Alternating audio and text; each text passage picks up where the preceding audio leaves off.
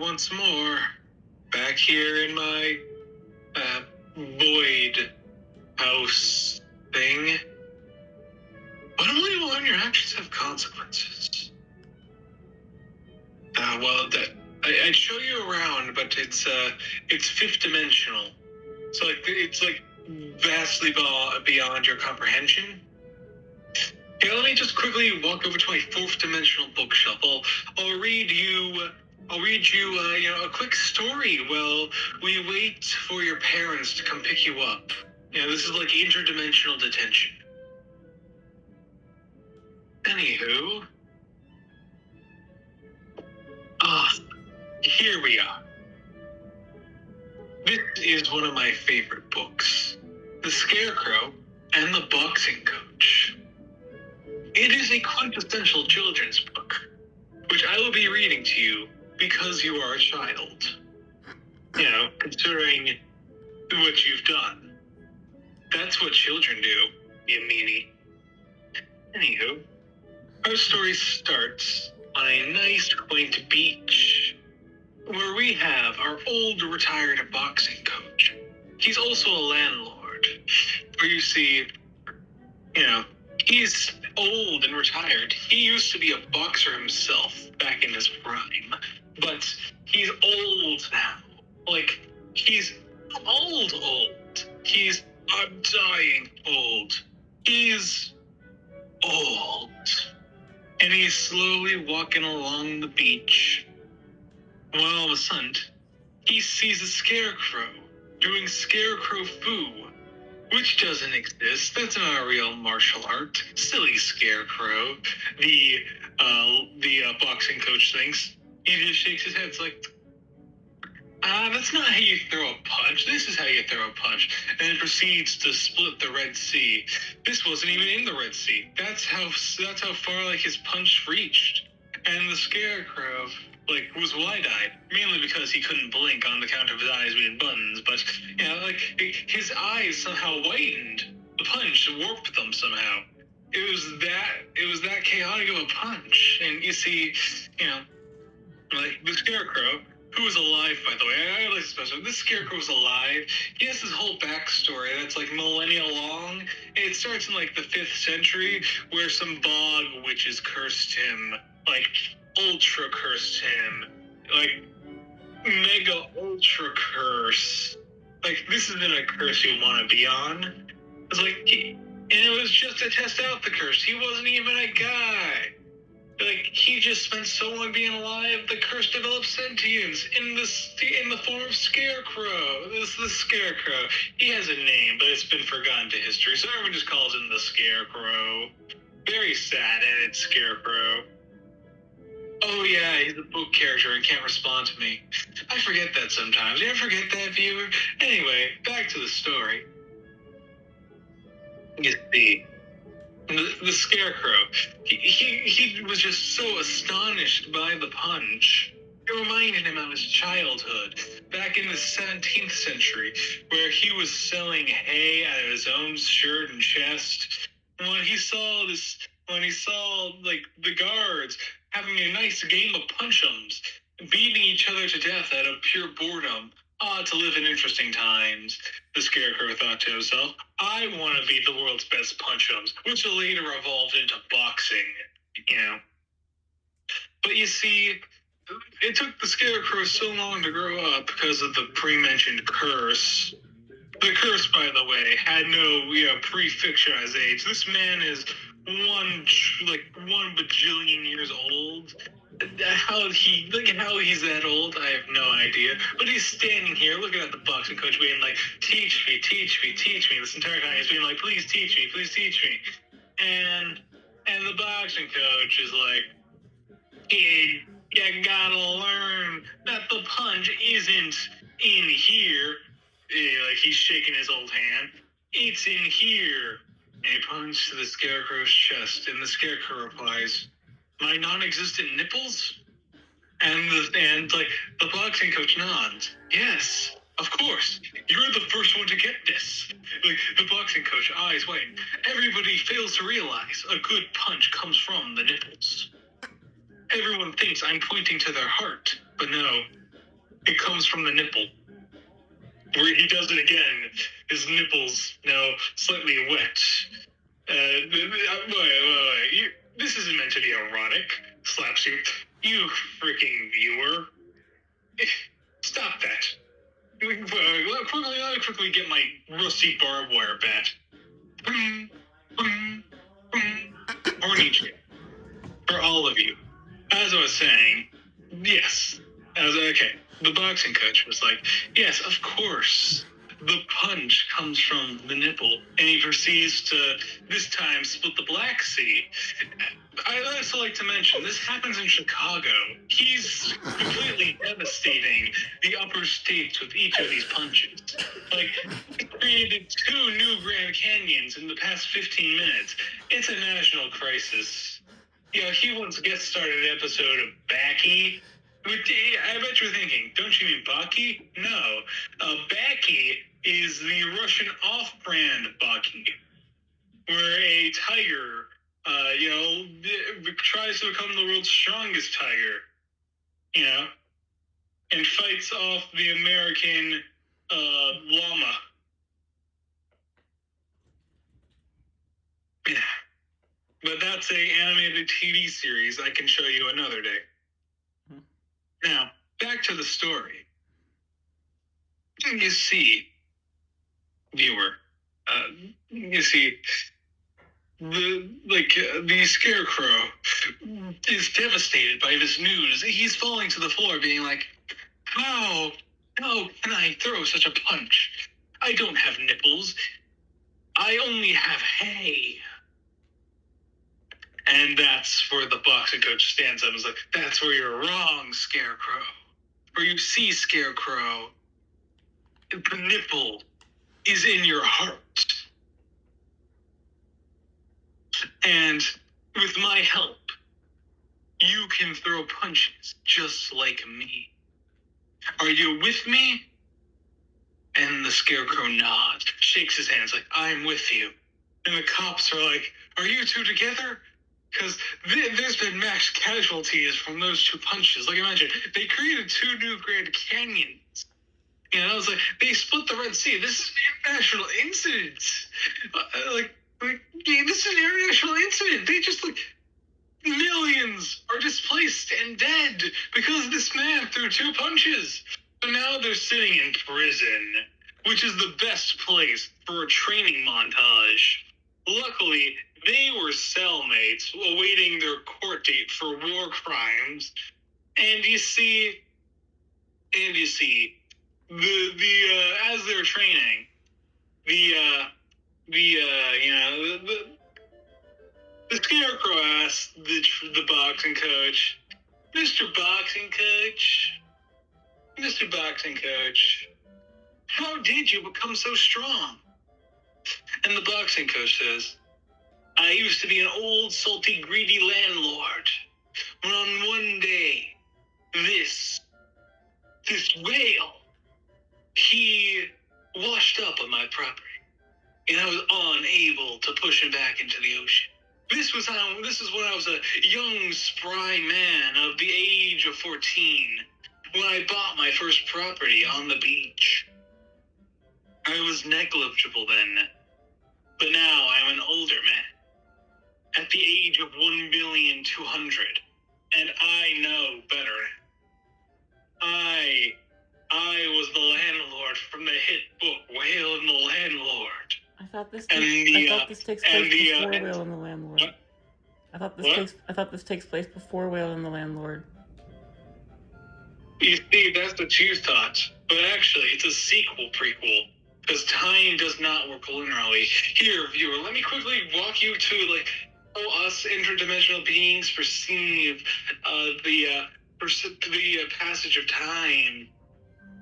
You see, over here, we have this circle, and then over here we have another circle, and then over here we have a hyper-realistic picture of Mario from the hit game Super Mario. Now, I bet you're asking, how does this fit into how how time works. I'm getting to that. Now, as you see, the picture of Super Mario is actually upside down. Now, this is when we add in, written in cursive, of course, like fancy cursive, not just any cursive. It's like, this is the stuff you'd use to, like, sign the document, like the Declaration of Independence. Now, here we have the entire work of All Tomorrows, the hit book by Sam Kozman. It's written, as you could probably see, in an dodecahedron. Now, you probably don't know what that is, but it's highly important. Now, if you put these all into the shape of a smiley face, that's how time works. But you're right, this is a prequel. You want to know why? Because this isn't just any landlord boxing coach. He had a son, and the son is foolish like him. You see, he gave him the first property and paid a communist whale to teach him the same lesson. But the communist whale hasn't arrived yet, or he's just moving into town. And the Scarecrow is now looking at the boxing coach, highly confused. And, but what do you mean? Viewer, listen, I'm giving you the best story I can, viewer, okay? Just, like, relax and sit down. Other time-dimensional being made? Can you please give me some water? Thank you, time-dimensional being made. Viewer. Thank you. Viewer, you gotta understand, all stories have lessons, and it may not look like it, but this is a very important one, so listen. So, as I was saying, the landlord hits the whale and... Oh, wait, wrong story. Okay, as I was saying, while they're in prison, the Scarecrow's working out, and the boxing coach is telling him how foolish his son is, and how he's going to teach him a lesson with that whale, but how the Scarecrow is actually like a son he never had. Because him and his actual son had grown so distant, because the son is foolish and greedy like he was in his youth before he met his whale. Now you see, viewer, that's just like you. Now, viewer, this is the really important part. This is my favorite part of the story. You see, it's the night of the big tournament. But because they're in prison, for all those war crimes I mentioned previously, they can't make it. But that's when, the boxing coach decides, I'm gonna do what no man's done before, and hit himself in the back of the head with a punch. Now, this isn't any normal punch. His punch went around the world, committing several more war crimes on the way. His punch somehow didn't just, create new canyons, even though it did. It didn't just, split oceans. It killed several endangered species, used the Red Cross without permission, gave false hope to enemy troops, used white phosphorus, showed no mercy, endangered civilians. It did all the war crimes before hitting him lately in the back of the head. But, he's a very frail old man still. So, he's just bleeding out on the floor now. And the Scarecrow's like, no, boxing coach. But that's when he lays his hand on the Scarecrow's leathery satchel potato sack face, and he's like, don't worry, Scarecrow. The nipple was inside your heart this whole time. And then he hands him his nipple. I don't know how, okay? If I'm being honest, this doesn't make sense. I gotta admit, this doesn't make sense, this part. Every part else made sense, apart from this part. Everybody knows humans can only detach one nipple. doesn't make biological sense. So you see, the Scarecrow screws on both nipples and, goes off to the boxing match where he illegally enters under a false pseudonym because he's wanted for those war crimes still. Because back all the way in the beginning, when he said, "Are you with me?" he said yes. And in the court of law, that makes him an accomplice, somebody you do a crime with. And, well, you're kind of like my partner in crime, you come into my office every so often, and, I give you these lessons. And, well, it's almost like we're a family, viewer. I mean, you're here so often. Let me get you some water. Or rather, hey, interdimensional maid thing. Can you get our viewer some water real quick? Or do you prefer green tea? Maybe some lemonade? Alien piss? All are very valid options. We even have ginger ale. Bay ginger ale. Very tasty.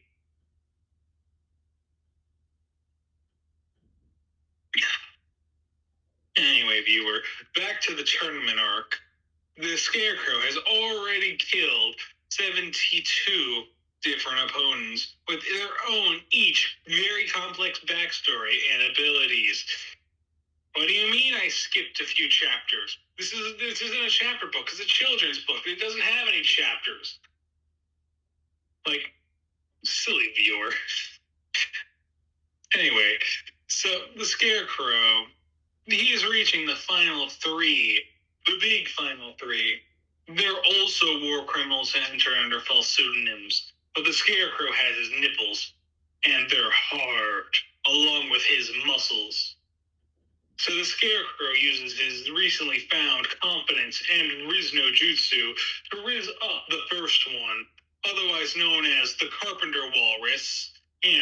He's a carpenter who's also a walrus who ate 37 clams. And as we all know, animals in this universe are sentient, especially the clams. So that was essentially murder. He had also escaped prison, but he's done this multiple times. He was a death row inmate, but he used his carpentry skills to escape and enter the tournament. But even his hammer of carpentry walrusing was no match for the Scarecrow's Riz no Jutsu, where he said, "Hey, walrus, you ugly. And another thing, you a walrus." And the walrus carpenter exploded.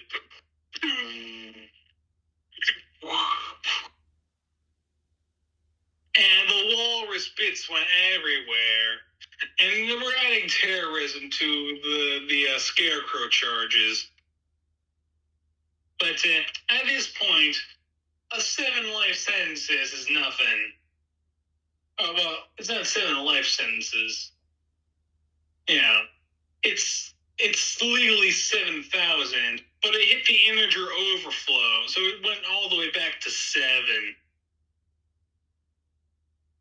But anyway, we have the last two.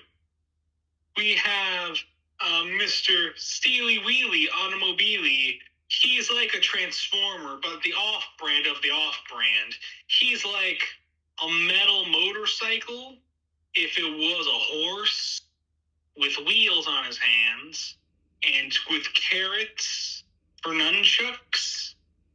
The horse robot motorcycle man. I went, I did not become the strongest man on the moon to be fooled by a scarecrow. But that's when the Scarecrow's like, "You fool. I'm not a scarecrow. Throughout this tournament arc, I have proven time and time again, I am but a man." So he broke the horseman's legs and tossed him into the crowd, where his adoring fans ripped the horseman apart, as they do. For you see, the fans no longer just cared about, the show and the spectacle. They cared about the blood, for the Scarecrow taught them. The gore and the atrocities come from the nipple, which comes from the heart. And you see, the Scarecrow now only had one last man left to victory. It was somebody you never would have expected. Someone incredibly, incredibly strong. Someone you never would have expected. A sneaky sneaker who snuck sneakily in the confines of the deep, dark day, underneath the sun, unseen at night. That's right. It was an evil creature known as Mr. Donate to Charity. That's right, viewer. Mr. Donate to Charity. And as we all know, Mr. Donate to Charity is pure evil. If you want to know why, you said it well. You said it so well made. Interdimensional thing.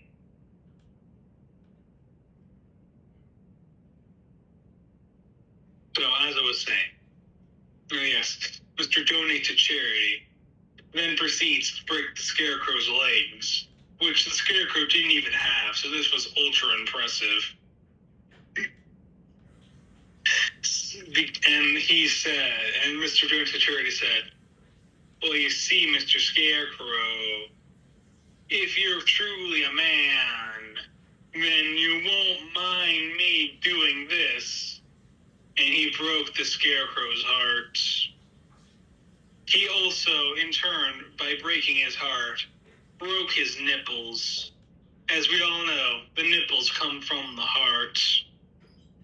And as we all know, the blood and gore comes from the nipples, which subsequently broke the Scarecrow's want for violence, thus making him truly a man. And the Scarecrow stood on his non-existent legs. It was like, I am a man, and you've proven it. And hugs Mr. I Donate to Charity.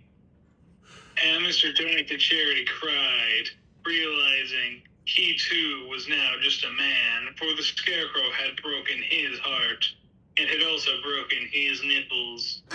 So they both agreed to, stop the fighting and stop the violence. And they both, abdicated the fights. So Mr. Robot Horseman became the winner, but he was kind of dead. So it legally, in a roundabout way, it went back to the Scarecrow. So legally, the Scarecrow was the winner. Yay! Everyone's happy, apart from the millions dead, and the show host, and the audience, and the law. But you know who was happy? The boxing coach, who had survived the round-the-world punch to the back of the head and decided to come limp his way down using his very own femur as a cane. And he told the Scarecrow, I'm proud of you. You were like the son I never had. And the Scarecrow's like, and you're like the father I always wanted.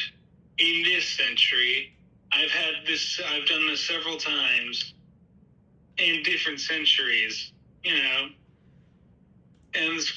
the boxer goes, no, it's like, I do, because I was the father all those times.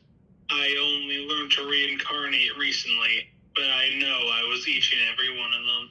And the Scarecrow wept and nodded and fell to his knees, which now exists, and hugged the frail, old, absolutely aging boxing coach as he crumpled to dust in his arms. And that's when Mr. I Donate to Charity proposed and said, "Your violence made me pregnant." Viewer, come back, viewer. No, you're not allowed to leave. This is detention, viewer. No, come back here. Come back here. Listen, we only have 32 more chapters left. We've almost entered the War Baby arc where they donate to charity in charity. Viewer, no. Viewer, stop walking out into the void. Okay? They're just coming back to me. The void loops. It's like Pac-Man. It's like the edge of the map in Pac-Man. It loops back to me, okay? You're not going anywhere, viewer. You're not going anywhere, okay? Okay, viewer, okay, viewer, listen. Viewer, just sit back down. Okay? Just sit back down. Listen. You gotta learn patience. You know, maybe I should read to you the hit book, the French Fry Caper. Yeah, the hit book, the French Fry Caper. Yeah, it's like the Cindy Lou Who Adventures or Columbo. You know Columbo. He walks into the house and it's like, the butler did it. You know, a thrilling mystery novel like Sherlock and Matlock and this Flintlock. Yeah, that's right. Get back here. I'm not afraid to use violence. Anyway, viewer. Now, I gotta say, I'm re-looking at, your criminal record, and I gotta say, I'm not impressed. He's dead. He's nothing but ashes now. And this ashes, that smells like Miss Morals to me. I'm telling you, I'm gonna arrest her ass right now. I don't care how many dimensions she flees into. You're under arrest, Miss Morals, for all of the crimes against the universe. It looks like your mom's here. Well, you get out of it this time. But, Miss Morals, I gotta hand it to you. I'll see you next time. You are Miss Morals, you bitch. Not anymore. You can't escape the law.